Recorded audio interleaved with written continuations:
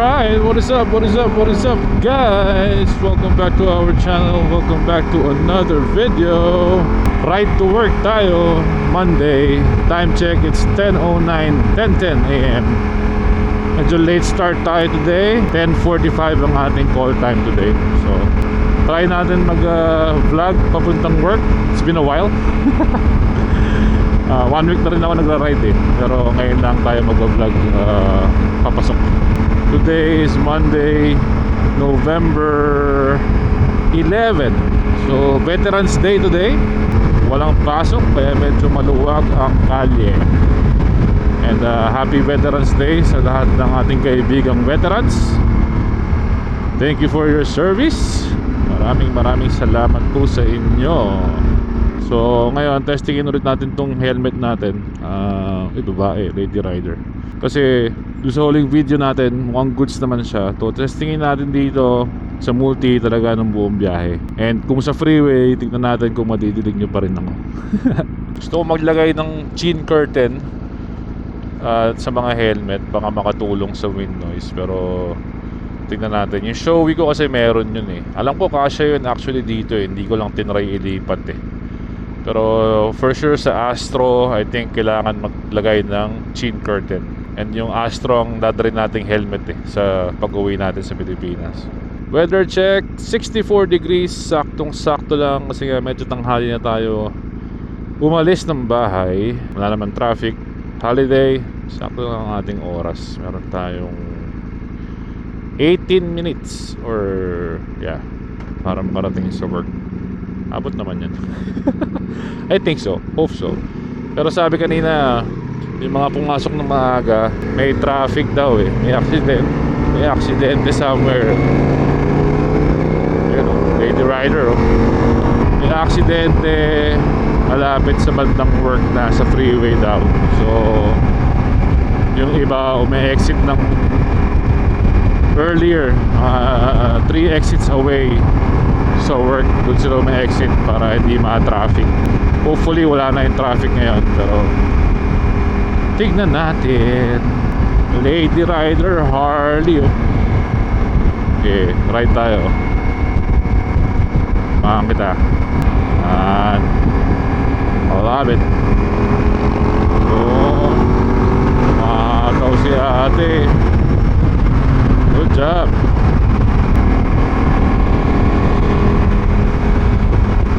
Yo, ang galing. Di na tingin. Ate, una na ako sa'yo ah. Ganda pa naman ang Harley mo. Kaya lang medyo hindi naman alanganin. Una na tayo sa pila. Sorry guys, medyo pagod tayo. Itong weekend eh talagang sobrang busy sa trabaho. Pero at least kinayanan ng buong team. Good job. Shoutout sa Speed Vegas and Exotic Racing Team. Kung napapanood nyo to, shoutout sa ating lahat. Medyo matinding bakbakan yung ginawa namin this weekend. 300, actually almost I think 400 na tao nung Sabado. Tapos kahapon nag-start kami 100 plus. And sobrang din daming walk-ins kahapon. Medyo pagod lahat. And then itong week na to medyo kalmado. Tapos the week after this F1 na. Mukhang malamang bakbakan na naman yan. Pero kasi last year gantong panahon nung nag-F1 dito sa Vegas last year, sarado kami ng 1 week kasi may nag-rent nung buong racetrack. Panoorin dyan yung ano natin, yung lalagay ko yung link dito, yung ride namin papuntang California. So since lahat kami walang pasok, nag-ride kami ng California. Ako, si George, si Mike Bomac, si Mr. Sarap Vlogs, kasama yung mga OBR. We're hoping na sana maulit yon. Kaya nga lang this year hindi kami magsasara ng 1 week. So kailangan lang planuhin para makapag out of state ride ulit. ulit. Sobrang hirap na ma-day off kami lahat ng sabay-sabay. Yun ang pinaka dilemma namin sa work. Hindi kami maka-day off ng sabay-sabay. Pero hopefully magawa ng paraan. Ay, freeway gaming na tanghali na. Kanina daw mas maluwag talaga ngayon ng umaga. Ngayon medyo madami-dami na rin sasakyan. Sana okay pa rin yung audio natin. Bibilis ang takbo, syempre lumalakas ang hangin. Yung telepono to. Sabi sa akin ng Mike Womack, so far ito yung pinakamalinaw na audio. Movo na mic, tapos yung karugtong na is yung DJ DLS mics. Sarap magmotor. Yan nga, almost 1 week na tayo nagpumotor papasok ng work. Pero bukas siguro drive tayo bukas. Makamagtampo na yung sasakyan natin. It's okay, I'll stay here for now. Thank you. After the Amazon, I'll go around. Let's go. Thank you. Next week parang high of 50s kami next week. Medyo malamig yun. Parang may ulan pa ata this weekend eh. Pero kaya naman kasi last year alam ko nag-ride kami January, February. Yun ang pinakamalamig na buwan eh. Excuse me. Crash pass cactus, 1 lane open. So I guess sarado pa rin. Meron pa rin aksidente dun sa lagpas ng cactus. May nakamotor naman tayo pero bahala na, tignan natin. Excuse me guys. Thank you very much.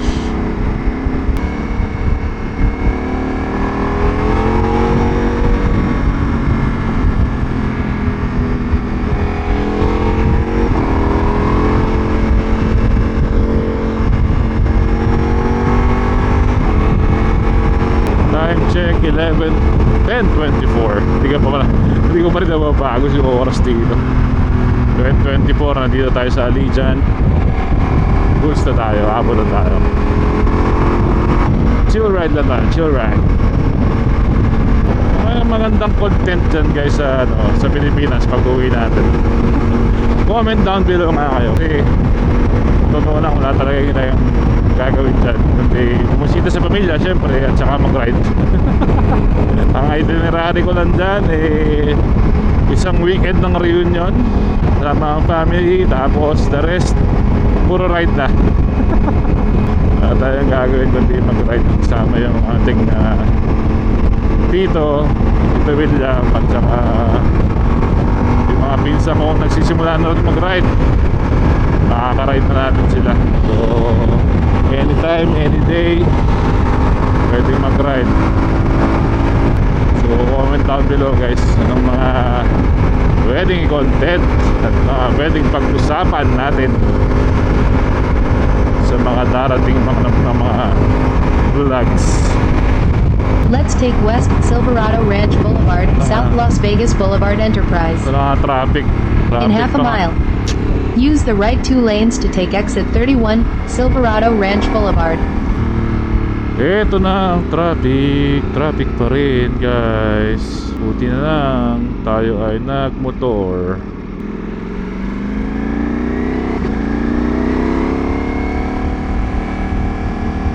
May aksidenteng malaki. In 1,000 feet, exit right. So exit tayo dito sa Silverado. Exit right to exit 31, Silverado Ranch Boulevard. In 900 feet, stay to the left to West Silverado Ranch Boulevard. Then turn left.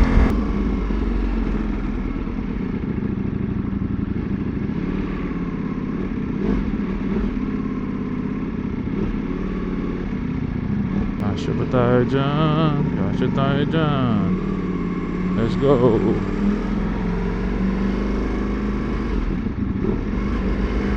Use any lane to turn left on West Silverado Ranch Boulevard.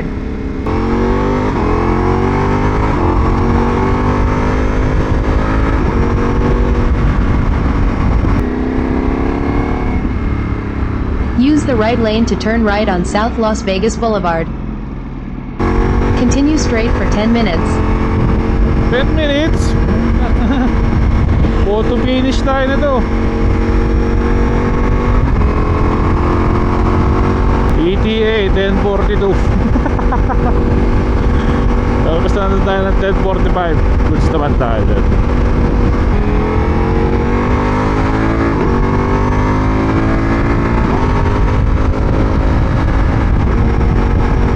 Green mo na yung stoplight para masaya. Ang matagal na stoplight yun doon sa may casino eh, doon sa may M Resort eh. Nanatsyempo ang kanang pala nun, pula, ang tagal. Malaking kalye kasi yun eh.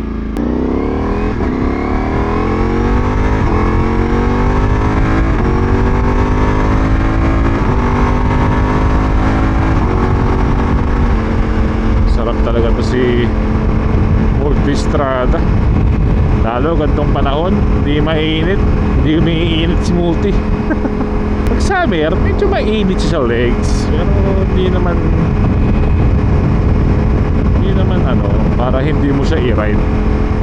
Wala eh, malaking motor, malaking makina, malakas, talagang iinit, diba?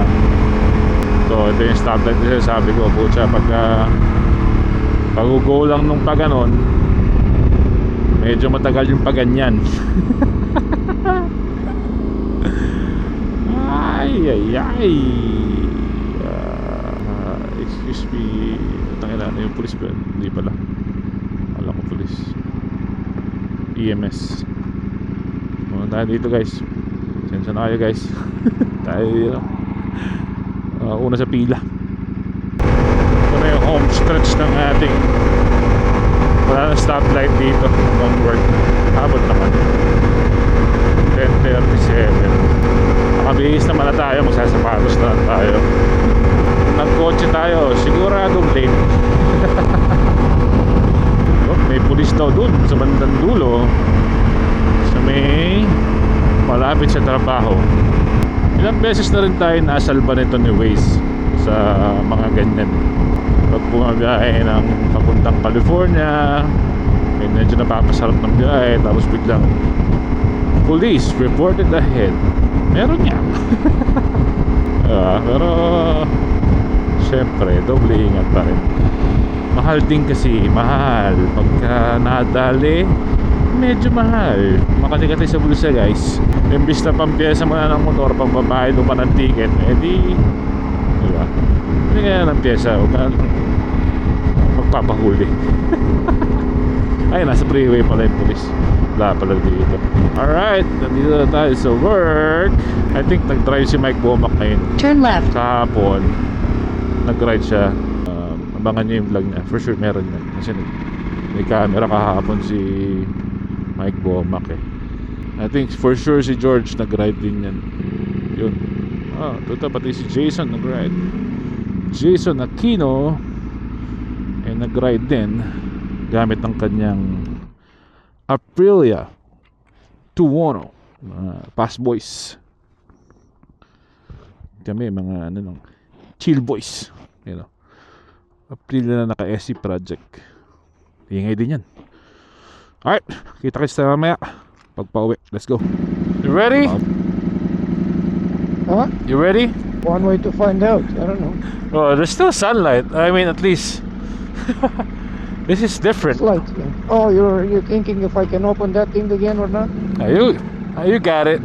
Look at this bitch. There you go. I don't know. Alright, we going home. Bumblebee. The other day there was a guy that climbed up on it so the family can take a picture with him. No way. He was around like waist high. They should put a sign on something like that. No climbing. They should put like a low voltage wire on it, something. Like you do with the farm animals. Yeah. Alright, George, all the way left. Time check, it's 4:52 p.m. we're going home. That's not too bad. Same tomorrow, I guess. I'm guessing, yeah. It's okay for you as a speed. Huh?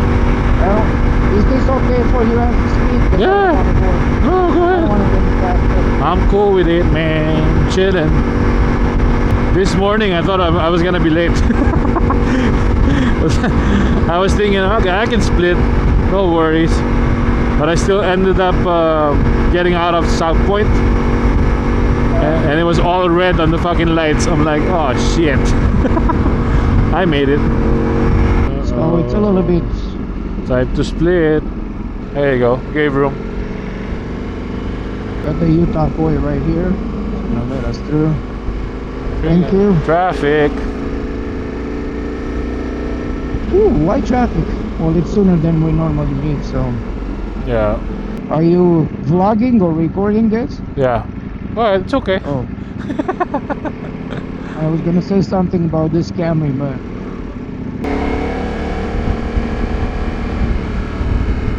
Then you got the guys that don't want to get out of the way because, I don't know, Because they get want butt hurt. they want you to get stuck in traffic. Yeah, I know what we're doing is illegal, but it could also be a little bit nicer. Oh yeah. Just let us through. I mean, we're not wasting their time. I know. Remember when that cop Yeah. Found us? Yeah. on the bike? Yeah. That was cool. I mean, they know. If you ride, you know.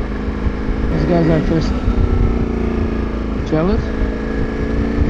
Yeah, that's why get a bike, guys. So you're not jealous. Actually, when I say it this big, you know it, I know it. The bike is a good alternative. Oh yeah. I got nowhere to go. Ah. Oh, this guy's stepping out a little bit.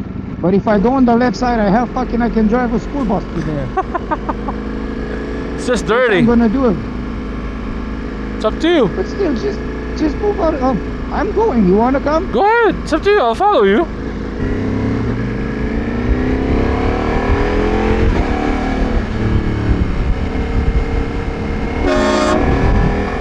Yeah, buddy. You win. Sit in the traffic, motherfucker. That guy was jealous. I couldn't tell. Yep. Damn. Shit, downshifted. I Because I got mad. heard it like ooh. That's the down part of leaving early at work. you catch up more traffic.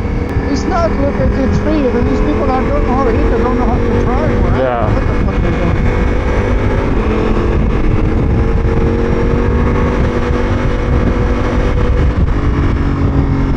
Everybody's riding their brakes with nobody in front of them. And I don't understand why. Me neither. Look at these two dumb nuts. Alright, Georgie. Have a good night. Alright, thank you. Alright. See you tomorrow. See ya. Be prepared for tomorrow. There's a lot of people. Bring a big pillow. Route connection lost. Yon. Hiwalay na kami ni Georgie. Actually, itong route na dinadaanan natin, mas mahaba itong route na to kaysa sa usual route ko. Pagka ako lang mag-isa, dumidiretso ako ng freeway, siguro at least 15-20 minutes faster dun sa kabila. Kaya lang pagkasama ko si George or si Mike Pomac, ito yung longer route yung tinitake ko para makaride lang. Pero pag minsan, tulad ng isang araw, kami dalawa ni George, yung gas ko sakto na lang hanggang bahay. Sabi ko diretso na ako, hindi na ako iikot ng 95 freeway.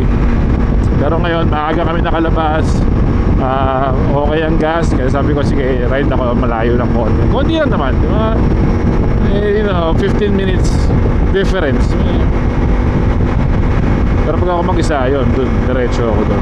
Maaga tayo nakalabas today, medyo slow na. Bihira kami lumalabas na merong pang sinag ng araw. Kanina meron pa eh. Pero ngayon madilim na. Time check, it's 5:14 PM. Uwi na tayo. Another day, another work. lang din mag chill ride paminsan-minsan eh. Kalmado ka lang. 89, 90. Actually ano to, mga 85 ang takbuhan. Siguro mga ano yan, mga 130, 135 kilometers per hour. Chill lang. Dito tayo sa carpool lane. Kasi dito sa carpool lane, pwede ang motor. Usually dito, pag nakakotse ka, kailangan dalawa kayo or more than 2. Saka may oras, technically 6 o'clock pa pwede dumaan dito ang solo. Pero pag nakamotor ka, goods na goods ka dito sa linya na to. Medyo traffic lang kanina. Yun lang ang disadvantage pagka maaga kang lumalabas ng trabaho namin. Sapul na sapul mo yung traffic. Bawal mag lane split dito sa amin, guys. Huwag tutularan. Pero minsan nag-lane split kami, tapos may dumaang pulis. Inunahan pa niya kami. Parang sabi niya, sundan niyo ako. Siguro alam din niya, di ba? Ba't tayo mag-aantay doon sa traffic? Wala naman tayo naabala pagka nag-lane split tayo. So, pero meron talagang mga iba na hindi ka papalagpasin. Pag nag-lane split talagang haharangan ka. Yung mga hindi nakakaintindi. Exit tayo dito sa Ann Road. Dati nung pandemic, halos walang kotse dyan, no? Yung mga dealership. Pero ngayon, okay na ulit. Kaya lang may mga dealership pa rin talaga na matataas yung markup eh. Lalo na yung mga Toyota. Talaga nagma-markup pa rin sila ng more than MSRP. Wala naman dati yan eh. Before pandemic, hindi naman ganyan eh. Pero ngayon, minsan over 10,000 over ng presyo. Ewan ko ba? Sarap ng weather oh. Ano ba ngayon? 71. Saktong-sakto lang yung ganyang weather pag magra-ride ka. Lalo kanina tanghali, mga alauna, alas 2, nag-overcast. Tapos walang hangin, malamig lang. Hindi, ang sarap. Sabi nga namin, ito yung perfect day na mag-ride eh. Yung kanina, kung babiyahe kayo, ganun masarap. Overcast lang, walang hangin, malamig yung paligid. Saktong-sakto lang. Tapos nung nawala kasi, nung nabalot talaga ng ulap, medyo nag-ulap kanina, naman bumaba yung temperature doon sa racetrack. Hindi naman pa rin ganun kasama, kaya lang laking difference na nawala yung sikat ng araw. Talagang biglang baba ang temperature. Pero ngayon, no, saktong-sakto 71. Alright guys, salamat sa pagsama sa akin ngayon papuntang work at pagka-pauwi. Maraming salamat sa inyo. Sana okay itong ating audio dito sa Multistrada. And again, maraming salamat sa mga ating mga subscribers, sa mga nag-aabang ng ating video. Maraming salamat sa mga bago nating subscribers. Welcome to our channel. Like, share, subscribe na kayo guys. Ano naman bayad dyan. Pag nagustuhan nitong ating video, yung ginagawa natin, subscribe na kayo. Para updated kayo. Alright, until the next one guys, ingat kayo dyan and enjoy. Let's go.